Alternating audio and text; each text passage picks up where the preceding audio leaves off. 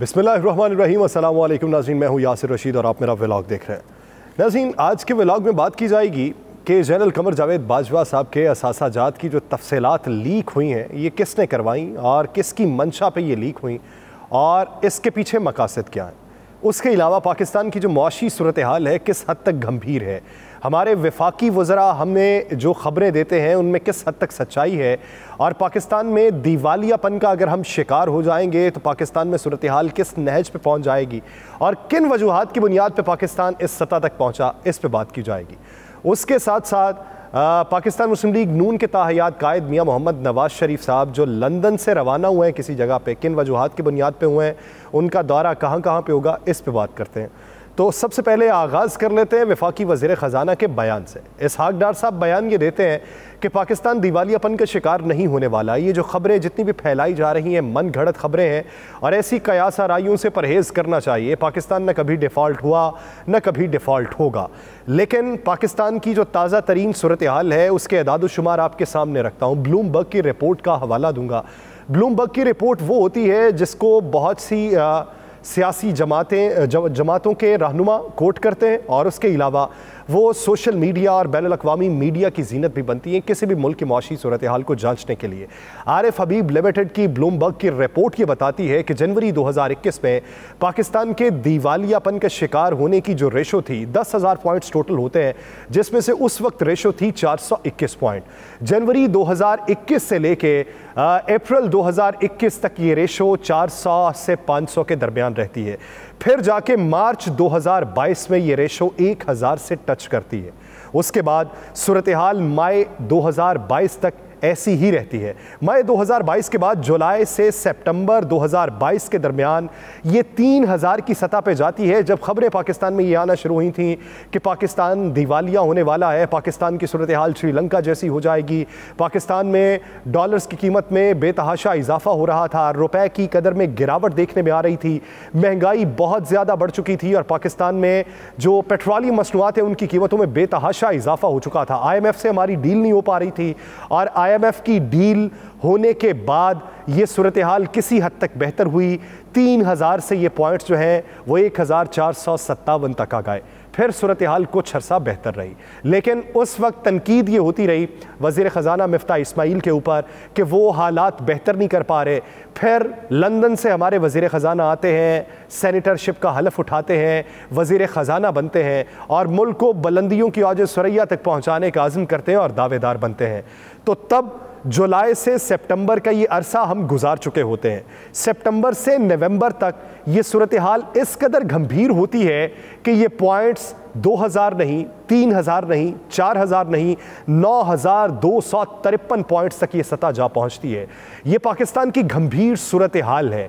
इसकी सबसे बुनियादी वजह जो है हमारी एक्सपोर्ट का बंद हो जाना, हमारी इंपोर्ट का बहुत ज़्यादा बढ़ना, रिज़र्व का बतदरीज कम होते रहना और फॉरेन एक्सचेंज रिज़र्व जो है उसका भी कम होते रहना और बाहर से जो रेमिटेंसेस आते थे उसमें बेतहाशा कमी वाक़ होना, पाकिस्तान के अंदर महंगाई में मज़ीद इजाफा हो जाना, डॉलर को मुस्तहकम रखने के लिए मसनूई तौर पर इक़दामात करना और फिर पाकिस्तान में जो माजी में हम बम्पर क्रॉप्स देखते थे और सैलाब के बाद उसके ऊपर भी बहुत बड़ा सवालिया निशान लग जाना।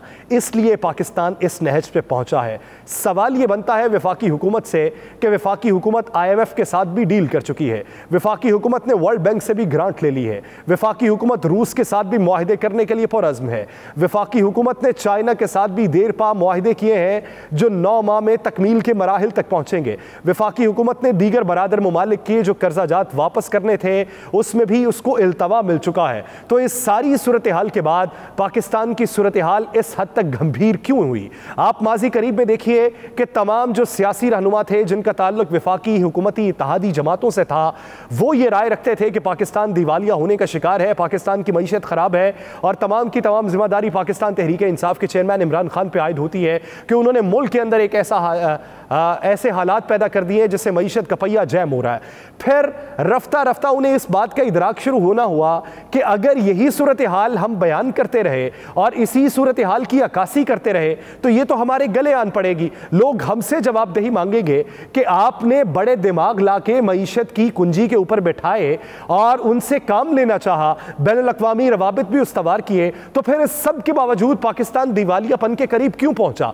इसीलिए नैरेटिव में रफ्ता रफ्ता तब्दीली लाने की कोशिश की गई, लेकिन ज़मीनी हकायक इसके बरक्स हैं। वज़ीर ख़ज़ाना साहब, ये सारी बातें मेरी मन घड़त नहीं है, ये ब्लूमबर्ग की रिपोर्ट के अंदर है। अगर इसमें हकायक नहीं है तो ब्लूमबर्ग से इसकी वजाहत तलब कीजिए कि पाकिस्तान में तो दूध की नहरें बह रही हैं, पाकिस्तान में मुआशी पहिया बहुत तेज़ी के साथ चल रहा है, पाकिस्तान की टेक्सटाइल इंडस्ट्री बहुत तेज़ी से परवान चढ़ रही है, हमारी एक्सपोर्ट रिकॉर्ड हो रही है, हमने इंपोर्ट के ऊपर काबू पा लिया है, हमारे रिजर्व बढ़ चुके हैं, तो फिर ये ब्लूमबर्ग क्यों रिपोर्ट दे रहा है कि पाकिस्तान दिवालियापन का शिकार होने वाला है?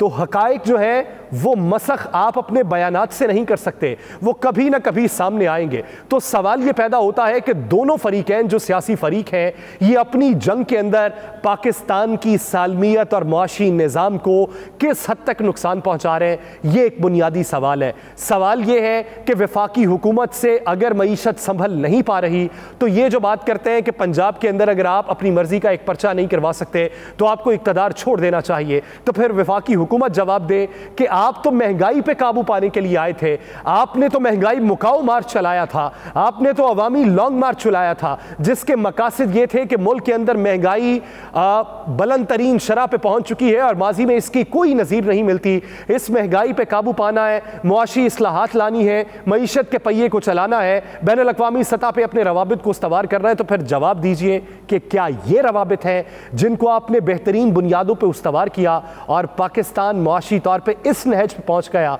कि हर बंदा कंगाल होने के डगर पे है। आप ये देखिए कि जिसकी माहाना आमदन 5 लाख के करीब हो, क्या उसके पास कोई सेविंग मौजूद रहती है? जवाब होगा सिफर, नहीं रहती।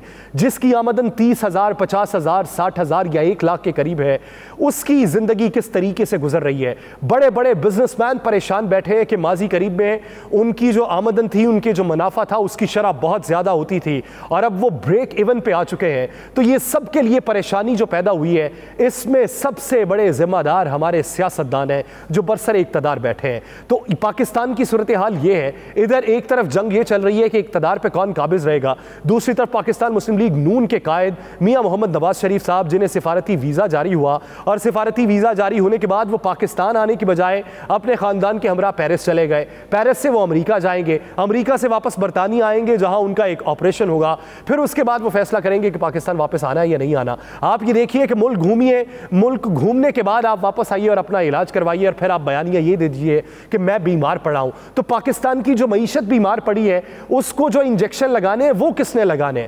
क्या आप अपने तई अपने इक़दामात करते रहेंगे, अपनी ही मंशा के मुताबिक अपने फैसले मुसल्लत करने की कोशिश करते रहेंगे, तो फिर पाकिस्तान का क्या बनेगा? ये एक बड़ी खबर जो मंजर आम पे आई कि जनरल कमर जावेद बाजवा साहब के असासाजात इस हद तक पहुंच चुके हैं कि 12.7 अरब के उनके असासाजात हैं। फिर किसी बंदे ने यह कह दिया कि उनके असासाजात रुपयों में नहीं बल्कि डॉलर्स में हैं। तो सवाल ये बनता है कि ये खबर किसने लीक की? हमारे वज़ीर ख़ज़ाना आए और उनका ये कहना कि ऐसे असासाजात की तफसीलात मंजर आम पे नहीं आ सकती, जो पब्लिक ऑफिस होल्डर हैं और जिनका ताल्लुक कौमी असम्बली और सेनेट से है, सिर्फ उनके असासाजात की तफसीलात पब्लिक हो सकती हैं। तो उन्होंने इस खबर की तरदीद नहीं की कि ये गलत तफसीलात हैं, बल्कि उन्होंने ये कहा कि मैं इसकी जाँच पड़ताल करूँगा ये खबर बाहर कैसे निकली। तो जवाब अगर इसका ढूंढना है, इदारों को जवाब ढूंढना है या किसी और को जवाब ढूंढना है, तो उस शख्स को ढूंढिए, उस पार्टी को ढूंढिए, उस दिमाग को ढूंढिए जिसने जनरल मुशर्रफ के घर जाते हुए ऐसी खबरें फैलाई थी। उस दिमाग को ढूंढिए जिसने जनरल कयानी के बारे में ऐसी खबरें फैलाई थी कि पाकिस्तान में कहां कहां पे उनकी जायदादें पड़ी हैं और उन्हें कितनी ज़मीनें मिली हैं। उस बंदे की खोज लगाइए जिसने जनरल राहील शरीफ को मुतनाज़ करने की कोशिश की थी जब उनका आखिरी वक्त था। वही शख्स है, वही पार्टी हो सकती है, वही दिमाग दिमाग हो सकते हैं जो ऐसी खबरों को फिर से फैला रहे हैं और जिनके मकासद प्रेशर को डेवलप करना है और किसी दूसरे को किसी की नज़रों में गिराने की कोशिश करना है।